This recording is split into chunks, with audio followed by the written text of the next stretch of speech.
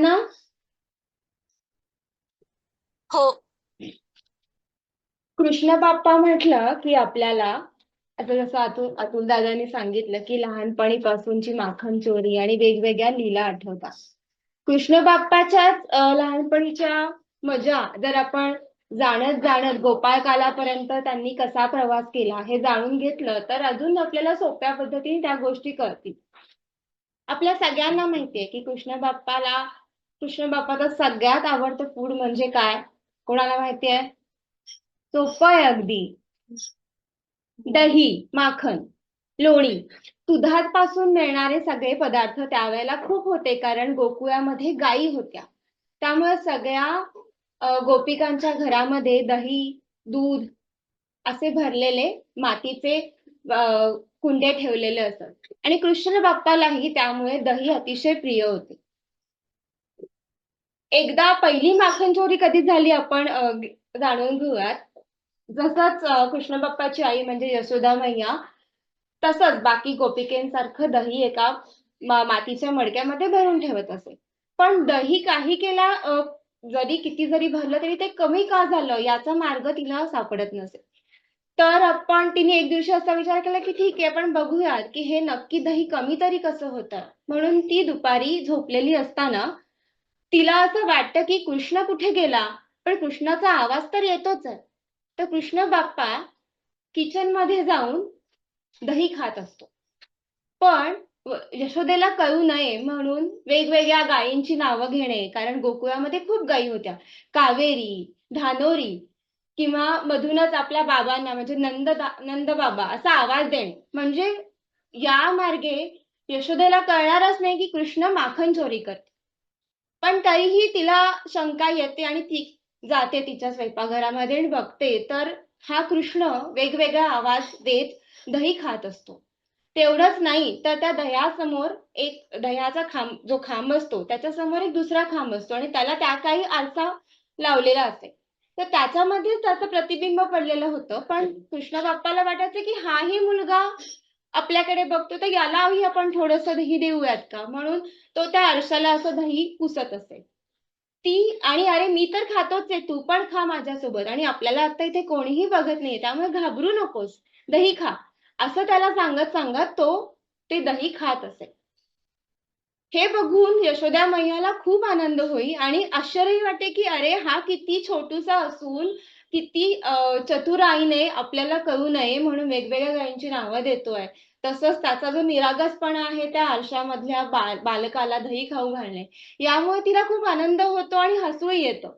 त्याच याच्यामध्ये ती कृष्णाकडे जाते आणि म्हणते, "अरे माखन चोरा, अशी चोरी करू नये. तुला जर दही खायचं असेल तर मला सांगत जा, मी तुला देत जाईन." ही त्याची पहिली चोरी यशोदा मैयांनी पकडली. आणि ही चोरीपेक्षा तिला आपल्या मुलाचा इतका हेवा वाटायला लागला की इतका छोटा असून तो कशा चपलाकीने आपल्याला न कळण्यासाठी हे दही खातोय आणि तिचा तो आनंद हे एका गोपिकाला जाऊन ती सांगते. तिलाही हेवा वाटतो की आपणही कृष्णाचं असं रूप पाहूयात का, आपल्यालाही आवडेल आणि असं म्हणून तिच्या मनात ती इच्छा निर्माण होते. तशी इच्छा कृष्ण भगवान होते त्याच्यामुळे त्यांना प्रत्येक गोपिकाच्या मनातल्या इच्छा कळतच होत्या. ते कळल्यानंतर दुसऱ्या दिवशी ते तिच्या घरी गेले आणि तिला कल्पना नव्हती की कृष्ण बाप्पा आपल्या घरी येऊनही माखन खातील, पण तिची ती इच्छा होती. ती इच्छा पूर्ण करण्यासाठी कृष्ण बाप्पा तिच्याही घरी जातात. अगदीच ताजं लोणी काढून ठेवलेलं असतं. तेही ते तेवढ्या चपलाकाईने खातात आणि सेम इन्सिडेंट तिथेही घडतो. समोरच्या आरशाला ते भरवतात आणि म्हणतात, "तूही खा, इथे आपल्याला कोणी बघणार नाही." आणि इथे यशोदा मैयाही नाही आपली चोरी पकडायला. ही गोपिका तिथे येते, तिलाही खूप आनंद होतो. ती गोपिका बाहेर जाऊन दुसऱ्या गोपिकेला सांगते, "तू का आज एवढी आनंदी आहेस?" ती सांगते, की "अगं काय झालं माहितीये, मी माझ्या घरामध्ये माखन काढून ठेवलं होतं आणि ते कृष्ण बाप्पाने खाल्लं."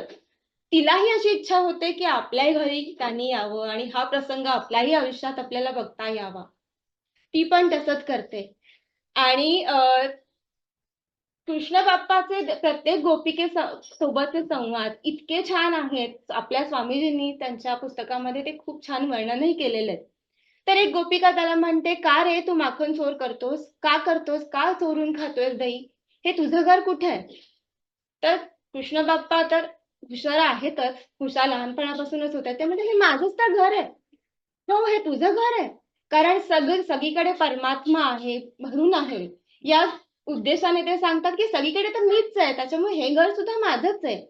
मग ती गोपिका त्याच्यात विचारते त्यांना, "मग घर तुझं आहे, तर हे दही तू चोरून बरं का खातोस?" तर त्याच्यावरती अजून छान उत्तर देतात. "मी चोरून खात नव्हतो. माझ्या हाताला एक चिलट लागलं होतं. ते उडवून लावण्यासाठी मी असं हाताने त्याला दूर केलं, तर माझ्या हाताला दही लागलं किंवा लोणी लागलं. मी चोरून खाल्लं नाही." म्हणजे प्रत्येक सोबतचे संवाद इतके मोहक होते, की सगळ्याच गोपिकांना असं वाटायला लागलं, की आपल्या घरात कृष्ण यावं आणि त्याने हे माखन खावं. त्यामुळे ही माखन चोरी ही जी प्रथा आहे ती तिथून सुरू झाली. आणि नंतर सवंगड्यांसोबत श्रीकृष्ण बाप्पा प्रत्येक घरी जाऊ लागले माखन खाण्यासाठी. तर आता हे माखन संपायला लागलं कारण श्रीकृष्णाची फौजच यायला लागली म्हणून गोपिका काय करायच्या, तर ते दही झाकून ठेवणे किंवा असं उंचावर शिंकाळा होता तिथे ते अडकवून ठेवणे, अशा पद्धतीने ते दही माखन वेगवेगळ्या पद्धतीने ठेवायचे. पण एवढी मोठी कृष्णाची गोपिकांची जी फौज होती, ती वेगवेगळ्या पद्धतीने त्याला दगडं मारून किंवा काठीने मारून ते सगळं दही सांडून सगळ्या गोपिकांना मिळेल अशी व्यवस्था श्रीकृष्ण बाप्पा करत होते. स्वामीजींनी सांगितलं त्याच्यामागे एक अशीही भूमिका होती, की त्यावेळी कंस हा जो राजा होता, सगळ्यांना माहिती असेल कंस हा दुष्ट राजा होता आणि तो कृष्णाचा मामा होता. तर त्यांनी असं सगळ्या गोपिकांना सांगितलं होतं, की तुमच्या ठिकाणचा प्रत्येकाने गोळा करून दही आणि माखन गोळा करून माझ्या राज्यात आणून द्यायचं. आणि ते दही आलेलं सगळ्या गोपिकांपासून आलेलं दही कंस राजा आपल्या राज्यातल्या मुलांना खायला द्यायचा. हे कृष्ण बाप्पाला काही मान्य नव्हतं. म्हणून कुठल्याही घरातला लोणी हे कंसाकडे जाऊच नये, अशी व्यवस्था होण्यासाठीच गोपिकांच्या घरातलं दही श्रीकृष्ण बाप्पा सगळ्या गोपाळकारांसोबत, सगळ्या बायांसोबत घेऊन फोडून तिथल्या गोपिकांना खायला मिळावं, अशी व्यवस्था करायचे. म्हणजे हे इथलं दही इथेच राहील गोपाळामध्ये आणि कुठल्याच कंसाच्या राज्यात जाणार नाही. आणि इथले गोपिका कायम तृप्त असतील, उपाशी झोपणार नाहीत, उपाशी राहणार नाहीत. अशी सोय कृष्ण बाप्पांनी केली होती. म्हणून ही माखन चोरीची जी प्रथा आहे, ती त्या या गोष्टींपासून सुरू झाली. आता श्रीकृष्ण बाप्पा मोठे झाले. त्यानंतर ते घराघरामध्ये न जाता वनामध्ये हिंडू लागले. पण वनामध्ये हिंडताना ते आपल्या मित्रांसोबत, सवंगडासोबतच फिरत असत. आणि सगळ्यात आवडता सवंगडी कोण आहे आठवतंय? माहितीये कोणाला श्रीकृष्ण बाप्पाचा? जसं श्रीकृष्ण बाप्पाला दही आवडायचं, तसा त्याचा एक सवंगडी होता. त्याचं नाव आहे सुदामा आणि सुदामाला आवडायचे पोहे. आपण हे बघूया. जसं मगाशी मी सांगितलं, की श्रीकृष्ण बाप्पाला प्रत्येक गोपिका कशा शिक्षा करायचा विचारायचं, "का रे तू दही खाल्लंस?" आणि त्याची वेगवेगळी उत्तरं.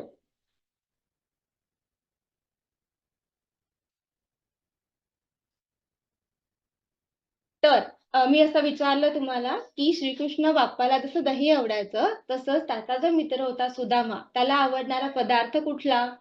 श्राव्य सांगू शकेल? किंवा दिव्या, तू सांगू शकशील? पोहे. हां, बरोबर.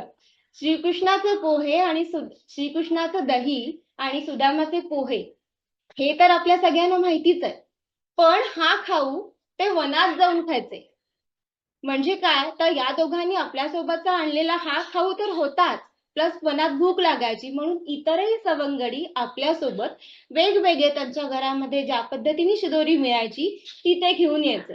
आणि वनामध्ये एकत्र जाऊन श्रीकृष्ण बाप्पा आपल्या हाताने हा सगळा काला तयार करायचे.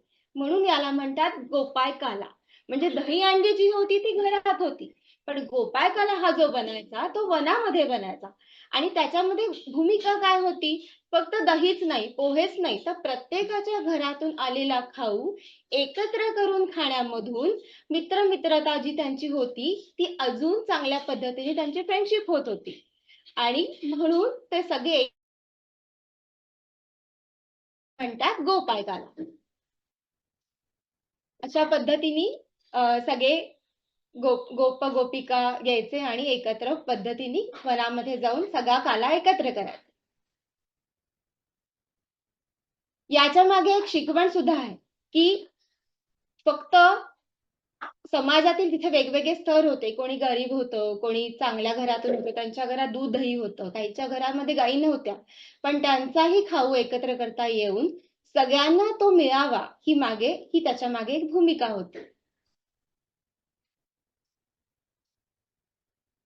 आपल्याला मगाशी अतुल दादांनी दही अंडी याविषयी थोडंसं सांगितलं होतं. तर आपण थोडीशी एक झलक बघू, की दही अंडी जी आता आपण साजरी करतो, त्याच्या मागे मेन उद्देश काय असावा? एक तर फिजिकल एडव्हांटेज त्याच्यामध्ये आहेच आहे, की तुम्ही सगळ्यांची एकत्र स्ट्रेंथ एकत्र येऊन, सगळ्यांची शक्ती गोळा करून एकत्र येऊन जे उद्दिष्ट आपल्याला प्राप्त करायचं आहे, त्याच्यासाठी एकजुटीने प्रयत्न करावे. जो खालचा स्तर असतो त्याच्यामध्ये सगळ्यात जास्त शक्तीचे स्ट्रेंथवाले जी लोकं असतात ती खालच्या स्तरावर असतात. त्याच्यावरती जे फ्लेक्सिबल आहेत किंवा त्यांचं कोऑर्डिनेशन नीट आहे त्याच्यावरचा तो स्तर असतो आणि त्याच्यावरचे जे असतात जे मेन दहीहंडी फोडण्यासाठी अ, चढतात, तर त्यांचा उद्देश असतो तो फोकस ठेवून त्या ध्येयाला गाठणे. पण या सगळ्या कोऑर्डिनेशनची फोकसची गरज असते ते ध्येय प्राप्त करण्यासाठी. म्हणून दहीहंडी हा उत्सव साजरा केला जातो. त्या निमित्ताने हे जे मेन गोल आहे हे आपल्या सगळ्यांच्या लक्षात राहावं आणि आपण ते आत्मसात करावं अशी याच्या मागची मेन भूमिका आहे. गोपाळकाला हे सुपर फूड आहे. का सुपर फूड आहे?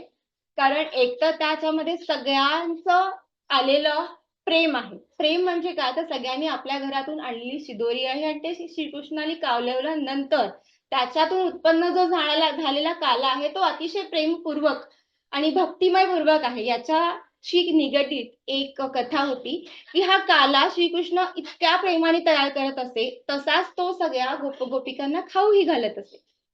हा काला इतका चविष्ट का आहे? असं देवांनाही वरती वाटायचं. म्हणजे ब्रह्मदेव एकदा म्हणतात त्यांच्या बाकीच्या देवांना, "चला आपण खाली जाऊन बघूया, की नक्की हा काला खाऊन हे सगळे गोपगोपिका इतके आनंदित होतात. तर या काल्यामध्ये नक्की आहे तरी काय?" हे श्रीकृष्ण बाप्पाला ते तर सगळ्यांनाच जाणून असल्यामुळे त्यांना ही गोष्ट लक्षात येते. आणि त्या दिवशी ते आपल्या सवंगड्यांना सांगतात, "आज कोणीही या नदीच्या पात्रामध्ये हात धुवायचे नाहीत." सगळेजण विचारतात, "का बरं हात नाही धुवायचा?" ते म्हणतात, "आज असंच, एक मज्जा, म्हणून कोणीही हात धुवायचा नाही." कारण त्या पाण्यामध्ये ब्रह्मरूप ब्रह्मदेवाने किंवा इतर देवतांनी येऊन माशाचं रूप घेतलेलं असतं. आणि हात धुतल्यानंतर जो काही काला त्या पाण्यात जाईल त्याची चव त्यांना चाखायची असते.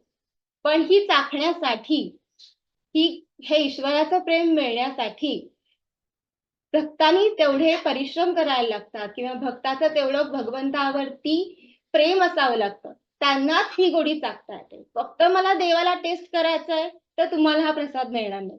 असं भगवंतांना या प्रसंगातून सांगायचं असतं.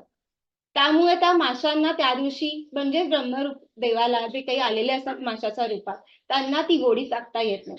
भगवंताची गोडी चाखण्यासाठी ईश्वरावरती प्रेम तेवढंच असणं आवश्यक आहे. हे भगवंतांनी याच्यातून सांगितलं. हे जे सुपर फूड त्यावेळी जे होतं, जे भगवंतांनाही इतर देवांनाही नाही मिळालं, ते नक्की काय होतं किंवा नक्की काय आहे हे आपण जाणून घेऊया. सुपर फूड म्हणजे सुपर एनर्जी.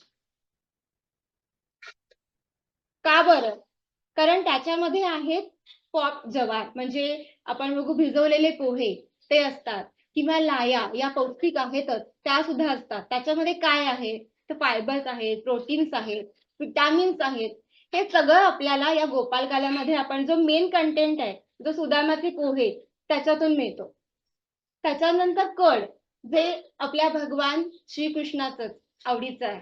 ते म्हणजे त्याच्यामध्ये आहे दही. दहीमध्ये व्हिटॅमिन B12, मॅग्नेशियम, कॅल्शियम असे खूप रिच मिनरल्स आहेत. त्याच्यानुसार आपण जसं म्हणलं बाकीच्यांनी आणलेल्या वस्तू सुद्धा श्रीकृष्ण बाप्पा त्याच्यामध्ये मिक्स करायचं. सध्याच्या काळात आपण काय-काय घालतो जे पौष्टिक आहे, तर वेगवेगळ्या पद्धतीची आपण फळं घालतो. कुकुंबर, त्याच्यानंतर काही दाणे, फळांचे दाणे, शेंगदाणे अशा पद्धतीचा हा गोपाल काला तयार करतो. आणि हा काला त्यावेळी जेवढा टेस्टी लागायचा, त्याचा श्रीकृष्णाच्या अ, भक्तीमुळे, प्रेमामुळे जे काही त्याचा तयार व्हायचा, जो इतका टेस्टी लागायचा, तो आजही लागतो. तुम्ही कोणी खाल्लाय का असा काला? कधी केलाय का? कधी खाल्लाय का? खाल्लाय उमा. तर आता गोकुळाष्टमी तर आहे ते सोमवारी. तर सगळ्यांनी आईला नक्की सांगा, की मला आज काही नको, तर श्रीकृष्ण बाप्पाचं आवडतेचं फूड बेकन. Thank you.